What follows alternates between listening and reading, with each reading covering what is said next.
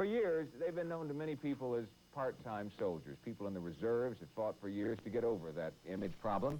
Now a lot of that is changing, and that can be seen at Kelly Air Force Base.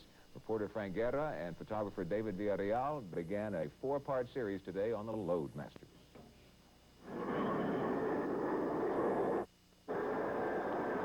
It is the morning of December 1st, 1984, and the largest transport plane in the world is about to touch ground at Kelly Air Force Base. But this landing is unlike any other landing that has come before it, and there are the signs that would tell you so. The red carpets, the crowds, the dignitaries, and video cameras to take pictures of the dignitaries. The mayor of the city of San Antonio. This is a day that will certainly go down in history. It will live in history because for the first time ever, a reserve unit, the 433rd Alamo Wing, will be entrusted with one of the military's most valued resources, the C-5.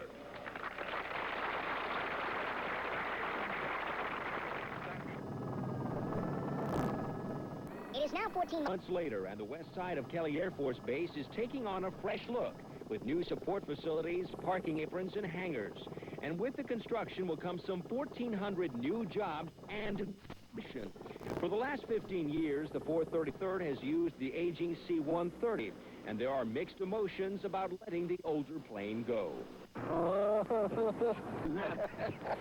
What is not laughable is the sheer size of the 433rd's new craft. In a thesaurus, alongside the word big, you will find the words mammoth, immense, towering, mighty, colossal, and whopping. The C-5 is all of these. We're sitting up here in front and, responsible for driving this thing. But think of it this way. You've got people who are almost a quarter of a mile behind you, and they're still in this airplane. For most of us, the C-5 remains a shadowy mystery. How could a piece of machinery that big fly? But for those who sit at its controls or work in its belly, there is this understanding. It's big and ugly and green sometime, but to us, it has its own beauty. I like the word whopping. That seems to describe it very well. Tomorrow, the C-5 takes us all to the Far East. A while back, the big C-5s were mainly used for traveling short distances into combat zones. But now the C-5 and the 433rd Alamo Wing here play a lot different role. Tonight, reporter Frank Guerra and photographer David Villarreal take you aboard and across the Pacific for part 2 of Loadmasters. For years, the Rocky Mountains served as a vivid backdrop for the 433rd. It was one of their many training grounds. We joined them during their last mission over Colorado. But now the sights of the 433rd are set beyond the homeland mountains and plains to the seas and beyond. We have flown to Bahrain, most all the major ports in Europe, Mildenhall in England, outside Cambridge, Rota, Spain, then proceed farther on eastward to support whatever is required in places such as Turkey. In the Pacific, the routes extend out through Hawaii, on into Japan, to Guam, to Okinawa, and frequently then, of course, westward to Osan and even on over to Diego Garcia in the Indian Ocean. Sign number 4.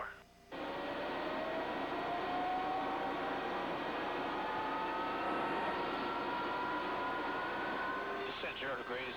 Lineup checks complete. Scanner ready, going up for walk around. Clear to board. Hold landing gear, stand removed, boarding airplane. Travis Tower, Cinco 24 Heavy is ready for departure. Cinco 24 Heavy, wind 330, variable 360 at 14, cleared for takeoff, 3 right. Checked. Cinco 24 clear for takeoff. Files clear. Cinco 24 Heavy. Advancing throttles now.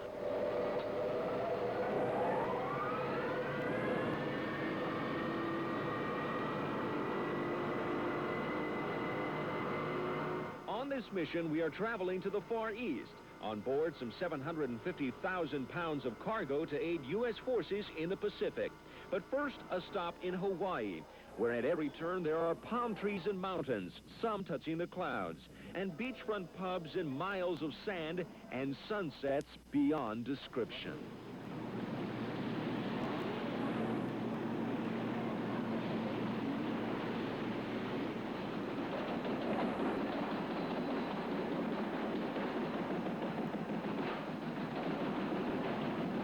The challenge is to move tons of equipment and supplies quickly and efficiently to vital and often sensitive areas of the world.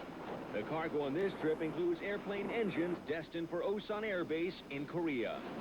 These missions are demanding. You know that. You personally, having been on one, know that this is no joyride. If they're looking for, say, a moonlighting job, or if they're looking for just an additional paycheck, they're in the wrong pew. But life with the Alamo Wing is not all work. Tomorrow we continue our travels into Japan, following one reservist who is also a San Antonio police officer. Over the Western Pacific, Frank Guerra, Channel 5 Eyewitness News. President Reagan tonight said, all this week we've been telling you about the C-5, its mission, its size, and the reserve unit that takes care of it. But who are the people of the 433rd? Tonight, Frank Guerra has that answer with a close look at one member of the group in Part 3 of the Loadmasters. The C-5 is a high-flying, high-tech warehouse, and keeping it in the air are a whole assortment of people. We're talking about people who have full-time employment in any walk of life: lawyers, teachers, businessmen, nurses, doctors. On the card, you've got the papers for it? Mm-hmm. Well, that shows that it's stolen. I was on active duty with the Air Force. Prior to that, I was the Army, and after I got out and joined the police department, my district was out here close to Kelly Air Force Base, so watching the airplanes landing every day and taking off, I just missed the camaraderie and decided to join the 433rd. When Andy Vaquera is not wearing the blue of his police uniform, he is wearing the green flight suit of a reservist. He is a loadmaster responsible for the enormous payload section of a C-5 and its sophisticated, complex systems. The work is hard, but there is a great advantage here. Going all over the world, I enjoy that. I like that in the C-5. Look at the size of that one, dude.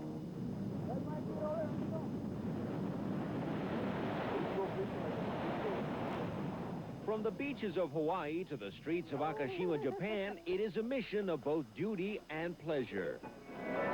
Of course, our first priority is to get the mission accomplished, but doing that, we travel to so many different parts of the world. We also manage to have a little fun, you know. Most of the aircrew members are flying with family.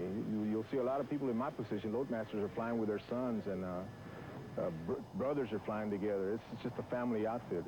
Not many people do what I do. Being a full-time police officer and a loadmaster with my reserve unit. Both obviously have their dangers, but I feel like it's a commitment. I owe it to my community, and I owe it to my country, and I love it.